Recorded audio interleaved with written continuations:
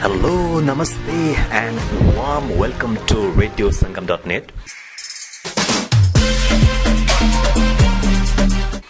This is Nthhal with the show, The Front Page, which is basically about any information or talent we bring in the front page. This program comes to you every Sunday at 6 p.m.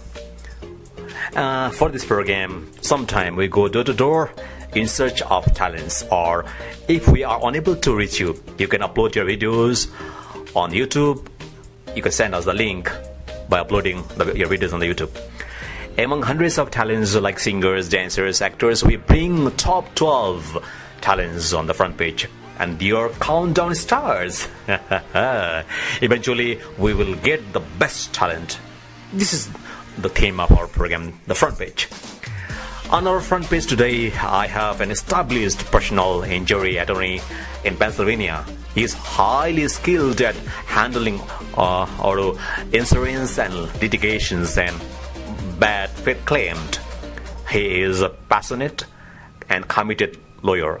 He has been recognized by the best lawyer in America as the 2013 Lawyer of the Year for Harrisburg in Personal Injury Litigation. Without a delay, I would like to welcome David Lutz.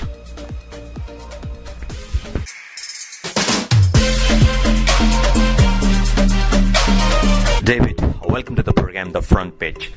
Thank you for having me. How are you today? I'm doing great, thanks. It's snowing outside. So despite the snow, I came here to meet you. Thanks for coming, I appreciate it. David, how long you have been in this field? I've been a trial lawyer for 37 years. Wow, awesome. 37 years. And you have been serving in Harrisburg, right? Yes, I've been in Harrisburg the whole time. Wow, awesome. And do you know that we have more than 20,000 Nepali speaking community in Harrisburg? I honestly didn't know that until you told me that. We have. Have ever Nepali people approached you for justice? No, meeting you was the first time. Now, over the years I've represented folks from all over the world, but your is the first one for me. Okay, thank you for handling his case. You're welcome. It's my honor. David, if a person gets a car accident, how should he choose a lawyer? I think you choose a lawyer based on somebody that you're comfortable with. I think it's really important that somebody that restricts their practice to personal injury litigation and has experience in the courtroom. And as regard to their medical expenses, who should pay? Auto insurance or their medical insurance company? Auto insurance. When somebody is involved in a motor vehicle collision, the first source of insurance coverage for medical bills is on the auto policy. It doesn't matter who's at fault.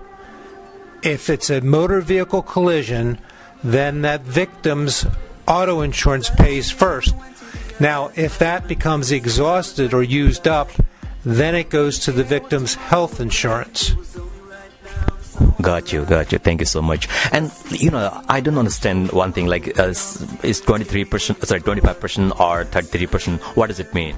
Okay, lawyers that do the work that I do not charge an hourly rate. We charge a percentage of a recovery. So, in central Pennsylvania, when a minor, that's somebody that's under 18, is injured, our attorney's fee is 25% of the recovery, but if it goes to court, it's 33.33%.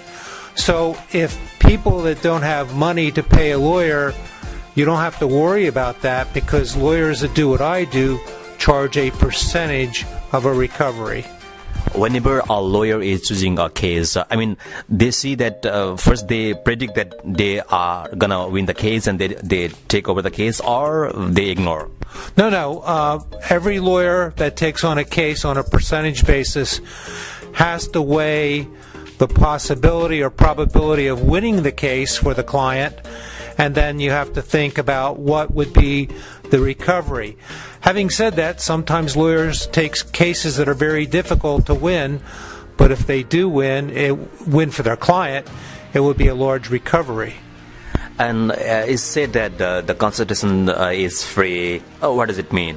That means that most lawyers that do what I do will sit down with somebody, discuss what they can and can't do, find out from the potential client what happened in the injury or what happened in the accident and caused the injury, and then just discuss what the lawyer can do. So that's a free initial consultation. And if somebody gets injured in the job, what they should do first? Okay.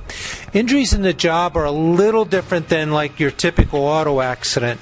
An injury in the job means that if the person is injured in what's called the scope of employment, they're entitled to workers' compensation benefits.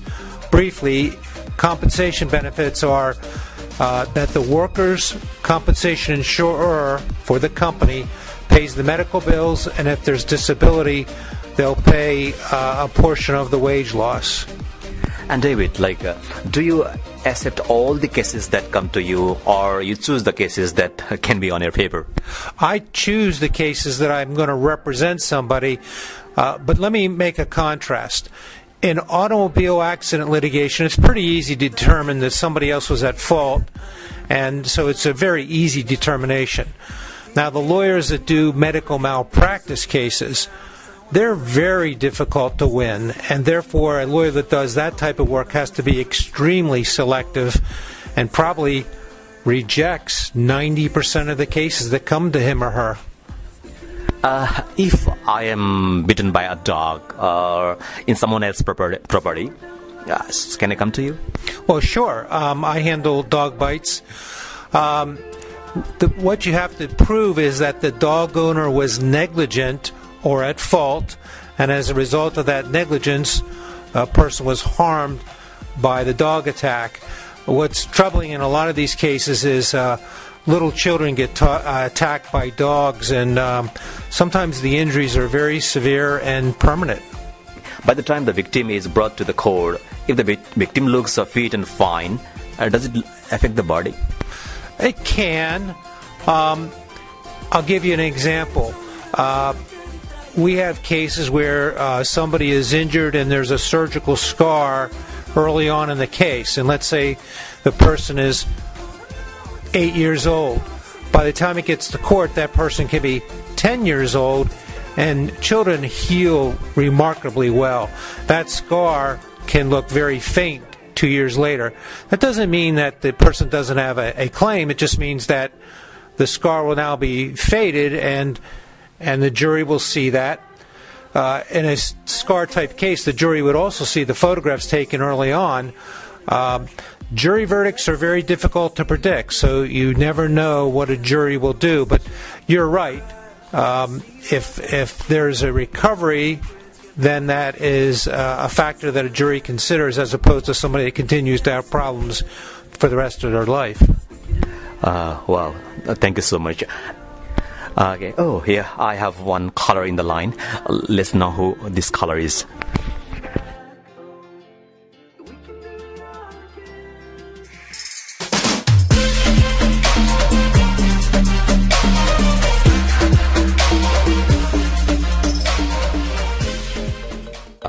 Okay, TV sir. Yes. Yeah, David is on the line. Okay, good morning, David. Good morning. Hi, how are you? Fantastic. How are you? I'm fine, thank you for asking. Good. And then, Texer, you can just ask your questions, anything you have to David. Yeah, David, actually, I'm here in 2012 in the United States, and I've been working in different sections. But right now, I'm the proprietor of this South Asian grocery store with the license 5450 Dairy Street, Suite 3, Harrisburg, Pennsylvania, 17101. I've been working as a store owner since 2016. So in the meantime, actually, there's some issues like like that. The customers, they approach, and sometimes something happen in the stores. By the way, I don't assume so, but sometimes incidentally, unknowingly, something happens. So what would be, how can we proceed for their safety? That's what my question. Okay. As I understand your question, you own a store, and the question is, what laws apply to you as a store owner in terms of your customers coming into your store? Yeah, sometimes they may hurt, sometimes unknowingly they might hurt. Okay. So in that case. All right. So as a store owner, you have a duty to make sure that your store is safe for your customers. For example, in inclement weather like today where it's snowing, you would do your best effort to keep your floor as dry as possible. Now, that doesn't mean that your duty is to make sure that no one ever gets hurt in your store. Accidents happen. You can only do the best under the circumstances that you can. When people come into your store, they also have a duty, and their duty is to watch where they're going. So I'll just give you a simple example. Let's say that somebody walks into your store and they spill a soda, and 2 seconds later somebody behind them slips on the soda. You're not responsible because that happened within 2 seconds of the soda being spilled. Now, let me change it around. Let's say that somebody dropped the soda and spilled it all over the floor, and you or another employee did not clean it up, and I'll make it simple, did not clean it up for an hour, and somebody slipped in the liquid, then you could be liable or responsible. Okay, David, one more questions I have, though, is Dick, sir, you're on the line, yes? So one more questions I have for David on your behalf is, people, they put the notice like slippery floor cautions. Despite that, if somebody falls, they are careless, people careless on cameras. So in that case, who is responsible? That's a good question. Just because you put out a wet floor sign doesn't mean you cannot still be responsible. However, having that wet floor sign out helps you prove that you did everything you could to make sure that your floor was safe. So putting out wet floor signs is a good idea if you're a store owner. So you got your answer, Dick, sir? Okay, that's a great question. That's a great answer, a good answer for me. And another question. Now, in such like this store, the parents, they are coming with their kids, and the kids are they look at big space, so they want to play and running here and there.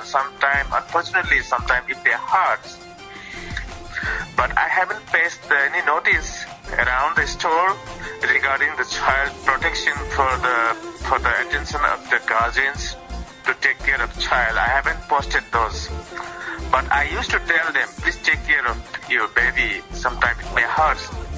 I used to say so.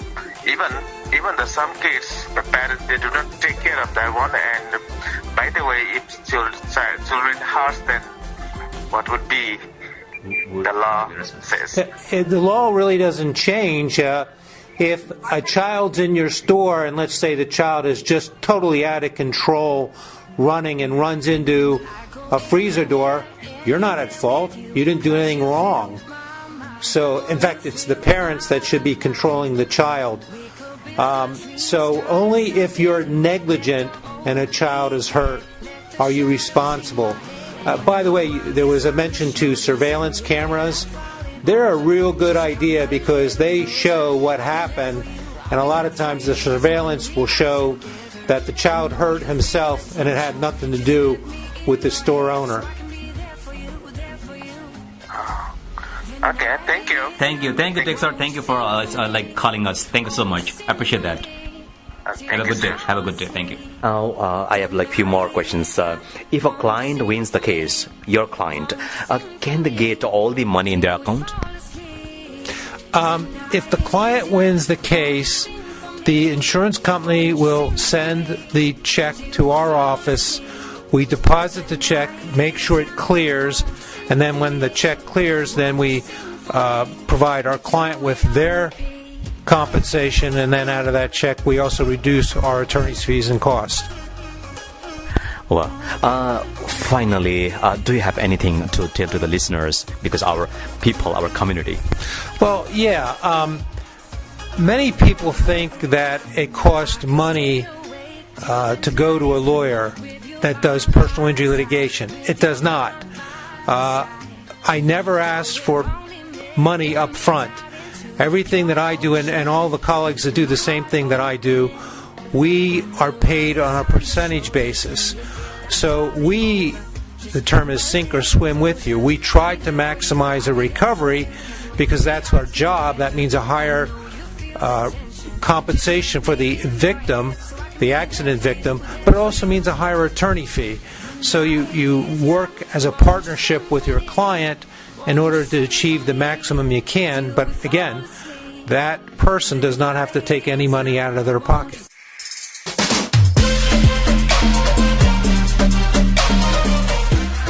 Finally, it's time to wrap up today's programs. Along with this, we have come to an end of today's programs. Thank you for staying connected with us. See you on next Sunday at 6 p.m. Till then, have a great time and stay tuned to radiosangam.net. Thank you. Dhanyavad. Bye-bye.